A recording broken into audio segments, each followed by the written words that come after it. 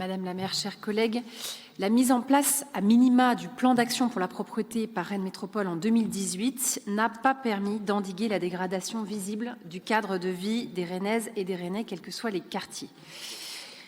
Ça a été dit, et je rejoins le propos de mon collègue, toutes les semaines, nous recevons des témoignages d'habitants, photos à l'appui, qui subissent dépôts sauvages d'ordures, encombrants, urine, présence de rats et autres tags ou stickers. Alors vous nous demandez aujourd'hui de prendre acte d'un nouveau plan propreté à effectif constant et sans aucun chiffrage de moyens supplémentaires. Si on voit le verre à moitié plein, c'est au moins le signe que les constats sont partagés. Si on voit la canette de 8,6 à moitié vide, on a de quoi s'inquiéter. Dans un bel exercice d'autosatisfaction, vous déclarez que Rennes dispose des moyens à la hauteur des enjeux d'une ville de sa taille. Avec seulement 120 agents de terrain contre 225 à Grenoble, 330 à Nantes ou encore 371 à Strasbourg, et malgré le dévouement et l'engagement des équipes, on est en droit de s'interroger sur la suffisance de ces moyens.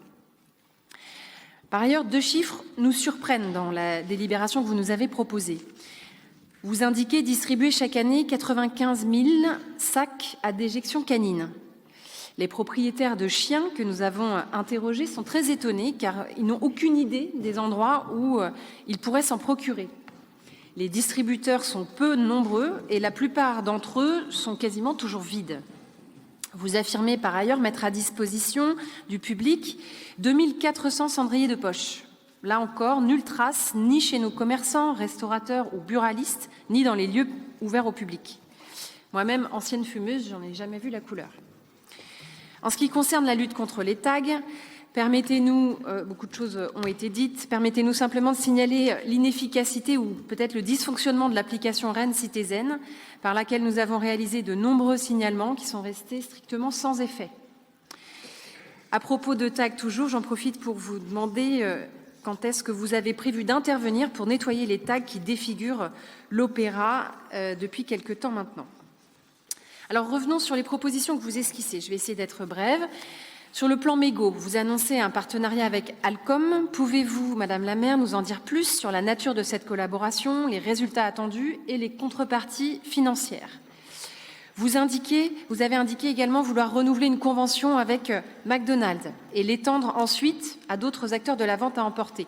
C'est une bonne nouvelle, mais pourquoi ne pas lancer une seule et même démarche en mettant tous les professionnels de la vente à emporter autour de la table pour conclure un seul et même pacte à l'échelle de la ville?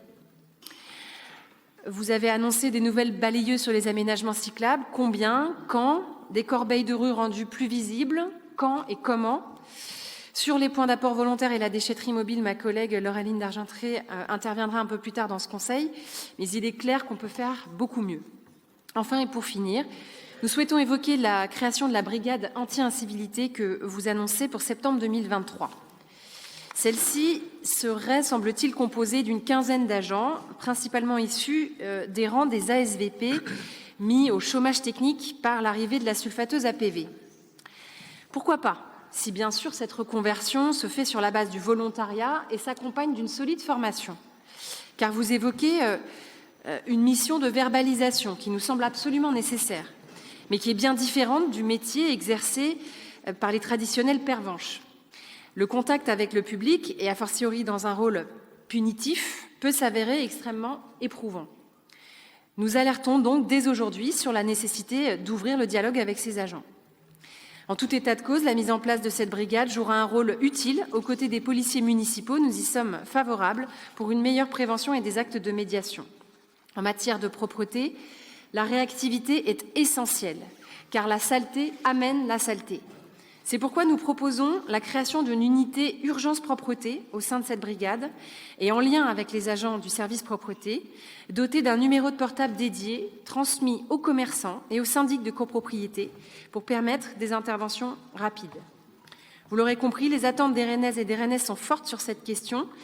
Si vous ne voulez pas décevoir, il va falloir faire preuve d'audace et voir les choses en grand. Nous nous tenons à votre disposition pour travailler ensemble sur ces sujets. Merci pour vos réponses.